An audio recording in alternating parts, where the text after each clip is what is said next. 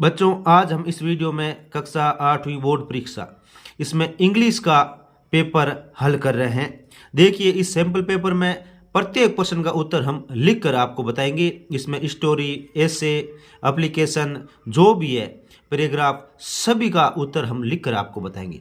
आपको क्या करना है, इसको अच्छी तरह से अपनी नोटबुक में लिखना है और याद करना है ताकि आपके बोर्ड एग्जाम में अच्छे अंक प्राप्त हो। इसलिए इसे अच्छी तरह से देखें और वीडियो को ज़्यादा से ज़्यादा अपने दोस्तों के साथ शेयर कर दें। फेसबुक, व्हाट्सएप, इंस्टाग्राम, टेलीग्राम, जहां पर भी आपके दोस्त जुड़े हुए हैं वहीं इसको शेयर कर दीजिए। देखिए question number 1, inside the box there was envelope. तो ये एनवलप मतलब ए एन इसके आगे लगेगा, ये एन इसके आगे लगेगा क्योंकि ये ई से शुरू हो गया, पर इसका उच्चारण में भी स्वर का उपयोग हो रहा है। ए आ ई ए ये स्वर होता है, इसका एनवलप उपयोग हो रहा है तो इसमें आगे ए एन लगेगा। इसका सेकंड है, which of the following is not related to the word kingdom. Kingdom यानी जो राजा का आवास या राजा का निवास होता है, जो राजा के राज्य में जो शब्द है उसमें कौन से शब्द है। तो जैसे प्रिंस, किंग, मिनिस्टर ये सब होता है, लेकिन क्रॉप ये फसल ये राज निवास से संबंधित नहीं है, तो इसका डी ऑप्शन ये सही हो जाएगा। और आगे वाला एक क्वेश्चन है 3 में, देखिए which of the following underline letter has a different sound. तो वार, कार, फार और वार, तो इसमें सभी में देखिए एक जैसा उच्चारण हो रहा है। तो कहीं हो सकता है ये क्वेश्चन देखने लायक है कि इसमें क्या हो सकता है, ये सारे का उच्चारण एक जैसा ही हो रहा है। तो इसमें जो आपको अच्छा लगे वही टिक लगा दें, सही हो जाएगा। इसके बाद में क्वेश्चन नंबर 3 देखिए, which of the following underline letter has a different sound. तो इसमें वार, कार, फार और वार, इस प्रकार से इनमें से जो डिफरेंट साउंड है वो उसको हमें टिक लगाना है। फिर question number 4, I was on the stone paved road. तो इसमें ऑन यानी वॉकिंग, आई वाज वॉकिंग, मैं उस रोड पे चल रहा था। Question number 5, the people live next door are good neighbours. तो हु, WHO हु ये इनके लिए आएगा, तो ये who live next door are good neighbours. Question number 6, Rahul jumped the swimming pool. तो जंप लगा रहा है तो इसके लिए इनटू आएगा, इनटू आएगा। फिर question number 7, you not speak loudly in the hospital. तो you could not speak loudly in the hospital. Question number next देखिए 8 नंबर, क्वेश्चन नंबर 8 में इसमें क्या करना है कि 8 से 11 तक क्या करना है कि ये जो ब्रैकेट में दे रखा है, non, brave, bravely, freedom fighter, married और झांसी, इनका उपयोग करके इनको कंप्लीट करना है। ये जो स्टोरी टाइप दे रखा है इसको कंप्लीट करना है। तो देखिए, Rani Lakshmibai was a great of India. तो great freedom fighter, FREEDOM, freedom, FIGHTER, great freedom fighter of India. She is known as Jhansi की रानी, यानी वो झांसी की रानी के रूप में जानी जाती है। शी वाज टू यानी मैरिड टू गंगाधर राव, वो गंगाधर राव से उसकी मैरिज शादी हुई थी। लक्ष्मीबाई फाउट वेरी ब्रेवली, यानी बहादुरता के साथ वो लड़ाई की उसने अंग्रेजों से, BRAVELY, with British to save Jhansi, Jhansi को बचाने के लिए उसने ब्रिटिश यानी अंग्रेजों के साथ क्या किया, बहादुरता से लड़ाई की। फिर क्वेश्चन नंबर 12 हम देखिए, right the opposite gender of the following words. ये जेंटलमैन, ये तो इसका लेडी हो जाएगा, LADY लेडी, और हॉर्स इसका हो जाएगा मेरी, यानी हॉर्स यानी घोड़ा, मेरी यानी घोड़ी, और जेंटलमैन यानी सौम्य व्यक्ति, तो लेडी यानी सौम्य महिला। Write the missing letter of the following word. ये जो वर्ड दिया गया इसमें मिसिंग लेटर, तो ये लियोपार्ड है। तो लियोपार्ड का क्या होता है, LEOPARD, लियोपार्ड होता है। और फिर होता है ये सिनेमा, तो CENEMA, सिनेमा, इस प्रकार से इनको भरना है। फिर नेक्स्ट है question number 14, why should wear A helmet while driving vehicle. Vehicle चलाते समय हेलमेट क्यों पहनते हैं, वी में अवॉइड एन एक्सीडेंट। तो क्या, सो दैट हम वाहन चलाते समय ये जो हेलमेट वो पहनते हैं ताकि एक्सीडेंट न हो। Question number 15, fill in the blanks with the help of word given in the bracket. तो ये ब्रैकेट में वर्ड दिए, इनसे इनको कंप्लीट करना है। तो one should walk on the left side of road, हमें रोड के लेफ्ट साइड चलना चाहिए। One should not drink while driving करते समय ड्रिंक नहीं करना चाहिए। क्वेश्चन नंबर 16 देखिए, arrange the following word in proper order to make meaningful sentence. यानी ये जो दिए गए वर्ड्स है, जैम्बल लेटर्स दिए गए, इनको एक अरेंजमेंट करना है सिस्टमेटिक तरीके से, प्रॉपर तरीके से, ताकि ये क्या एक मीनिंगफुल सेंटेंस बने। तो देखिए पहले लिखेंगे द ओल्ड लेडी, फिर वाज, ये फिर सिटिंग, SITTING सिटिंग, फिर इन ए व्हील चेयर, तो इन ए व्हील चेयर। और फिर नेक्स्ट में देखिए an honest boy Mohan is, तो इसमें मोहन पहले आएगा, MOHN मोहन, फिर इज, फिर एन ऑनेस्ट बॉय, ये आएगा। इसके बाद में नेक्स्ट इसका क्वेश्चन नंबर 17 देखिए, इसमें 17 और 18 में क्या है, ये दो पैराग्राफ दिए गए, इनको पढ़ना है और इसके आधार पर प्रश्न उत्तर देना है। यानी इस पैराग्राफ को पढ़ना है, इसके आधार पर 17 और 18 दो क्वेश्चन है इसमें, उसका उत्तर देना है। All these though led me to question myself as to why people climb mountain, it is not easy to answer the question. यानी कोई प्रश्न करता है कि भाई माउंटेन पर जाते हैं लोग, माउंटेन पे क्यों चढ़ते हैं, तो ये कह रहा है it is not easy to answer the question, इसका आंसर देना इजी नहीं है। The simplest answer would be as other have said because it is there it present great difficulties, man takes delight on overcoming obstacles, the obstacles in climbing a mountain are physical, a climb to a summit means endurance, persistence and willpower. I have been attracted by mountains. I had been miserable, lost when away from mountains in the plains. I believe that mountains are a means of communication with God. इसका आधार पर प्रश्न है, What does a man take delight in? यदि आदमी को जो खुशी कब होती है, तो man takes delight in overcoming obstacles, यानी जो बाधाएं आती है उसको पार करता है तब उसको खुशी मिलती है। What does the narrator ask himself, यानी नरेटर जो लेखक है उसने अपने आप से क्या पूछा है, तो narrator ask himself why people climb mountains, यानी लोग पहाड़ों पे क्यों जाते हैं। फिर question C, which kind of belief does the narrator है, नरेटर को किस प्रकार का विश्वास है। Narrator believe that mountains are a mean of communication with God, narrator ये सोचते हैं कि माउंटेन पर चढ़ना मतलब भगवान के साथ वार्तालाप करना है। What according to narrator a climb to a summit means, यानी a climb to a summit इसका क्या अर्थ होता है। According to the narrator a climb to a summit means endurance, persistence and will power.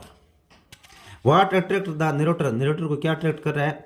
Mountain attract the narrator, mountain यानी पहाड़ narrator यानी जो लेखक है उसको आकर्षित कर रहे हैं। फिर इसमें से पैराग्राफ में से आपको ये क्या करना है, identify the end right the opposite of the word, ये जो अपोजिट है इनका अपोजिट लिखना है पैराग्राफ में से देख के। तो डिफिकल्ट का अपोजिट इजी और गिव का होगा टेक, गिव यानी देना, टेक यानी लेना, डिफिकल्ट यानी कठिन, इजी यानी सरल। इसी प्रकार क्वेश्चन 19 और 20 के लिए भी एक ये पैराग्राफ है, ये 3 लगातार पैराग्राफ आते हैं आपके। तो इसमें देखिए दूसरा paragraph, 13 year old Meghna was swept away along with her parents and 77 other people. मेघना और अदर दूसरे जो उसके पिताजी माता और 70 दूसरे लोग पानी के साथ बह गए। She spent 2 days floating in the sea, वो समुद्र में 2 दिन तैरते हुए उसने गुजारे।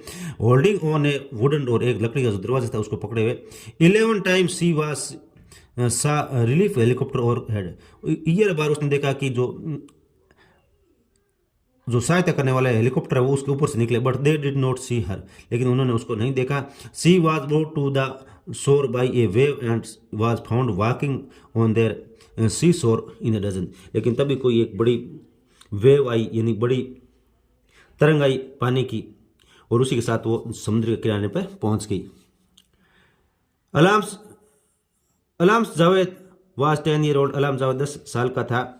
अलाम 10 साल की थी।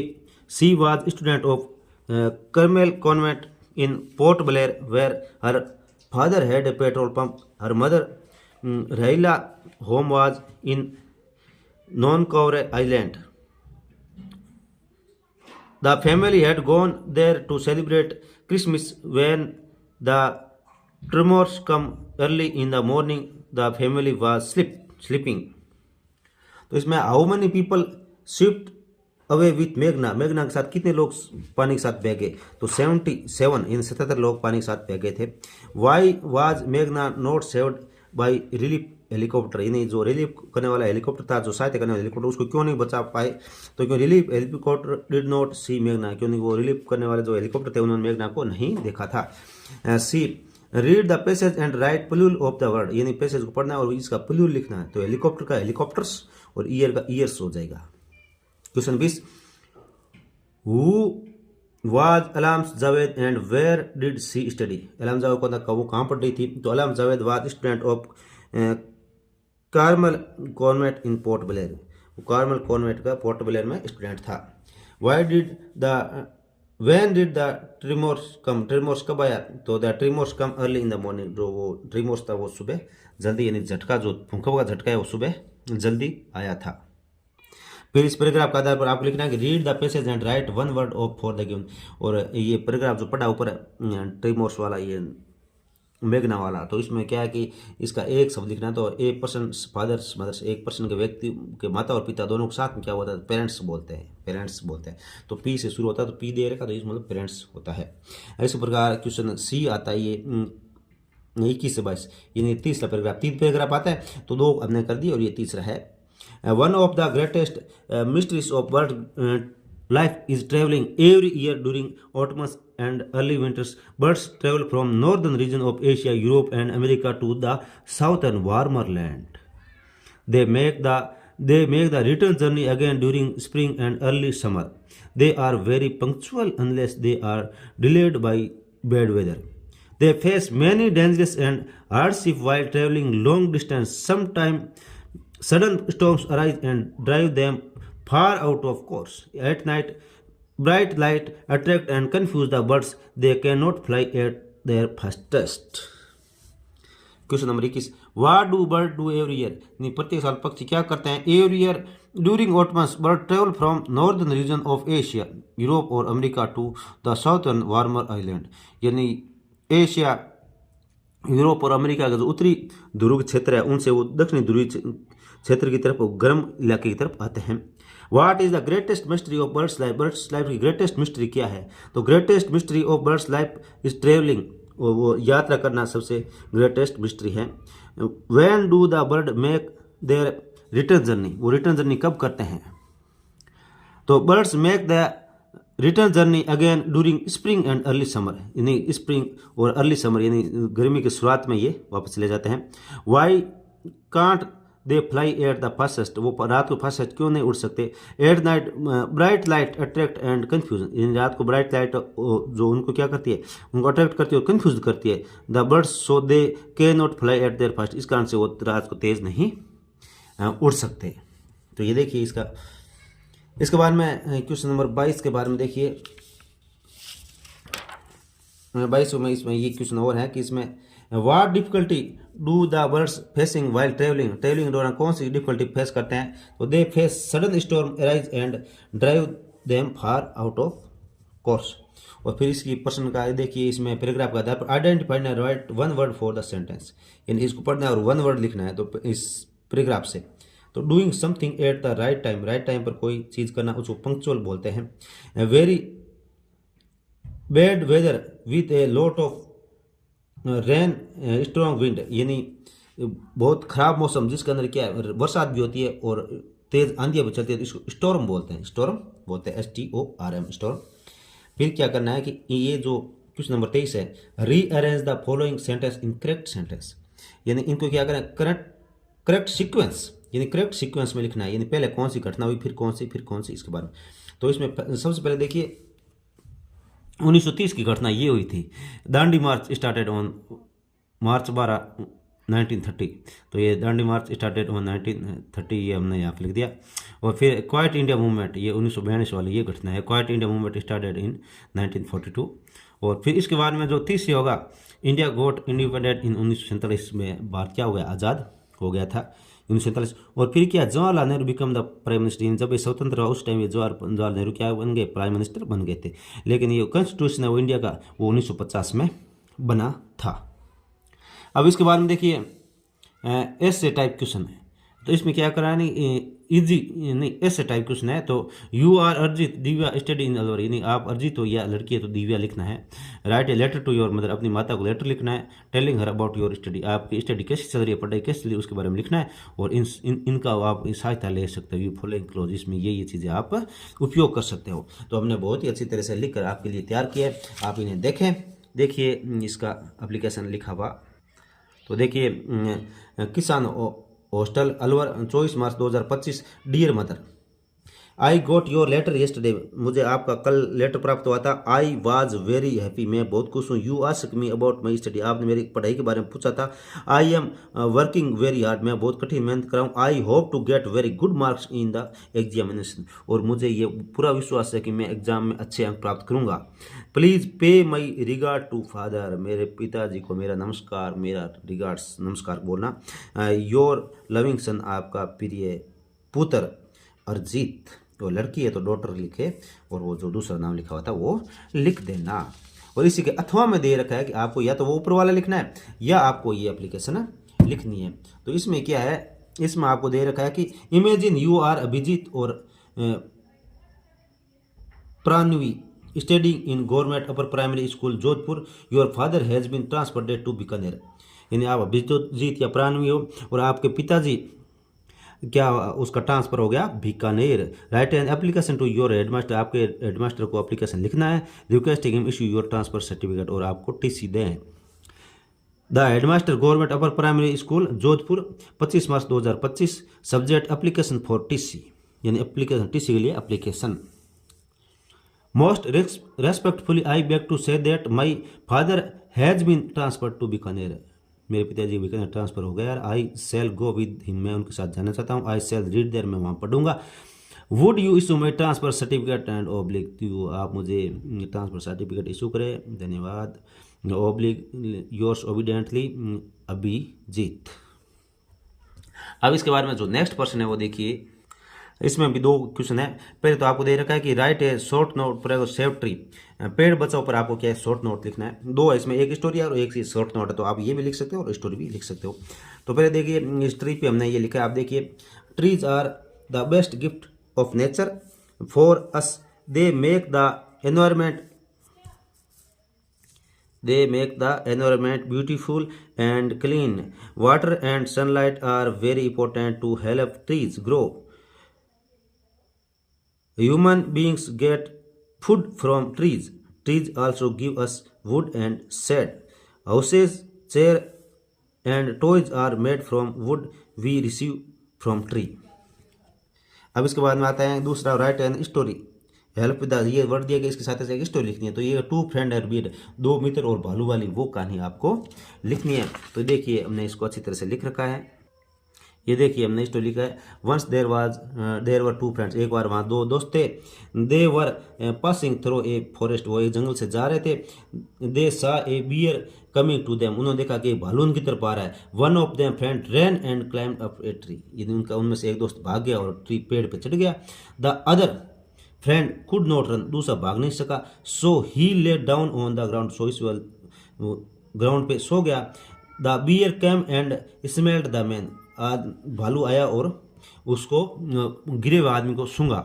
It thought him dead and went, उसने सोचा कि ये मरा हुआ है और वो दूर चला गया। वेंट अवे, दूर चला गया। Now the other man come down, दूसरा व्यक्ति नीचे आया और ही आस्क्ड हिम फ्रेंड, उसने अपने फ्रेंड से पूछा व्हाट डिड द बियर से, भालू ने क्या कहा इन योर, ये तुम्हारे कान में। ही रिप्लाइड, दोस्त ने कहा that the bear told me, bear ने मुझे कहा, भालू ने मुझे कहा never trust a selfish man यानी स्वार्थी आदमी पे कभी विश्वास नहीं करना चाहिए। और फिर इसकी कहानी का जो मोरल है, शिक्षा है, वो नेवर ट्रस्ट ए फॉल्स मैन, झूठे आदमी पर कभी विश्वास नहीं करना चाहिए। धन्यवाद दोस्तों, इसी के साथ आपका ये मॉडल प्रश्न पेपर है कंप्लीट हो चुका है। धन्यवाद।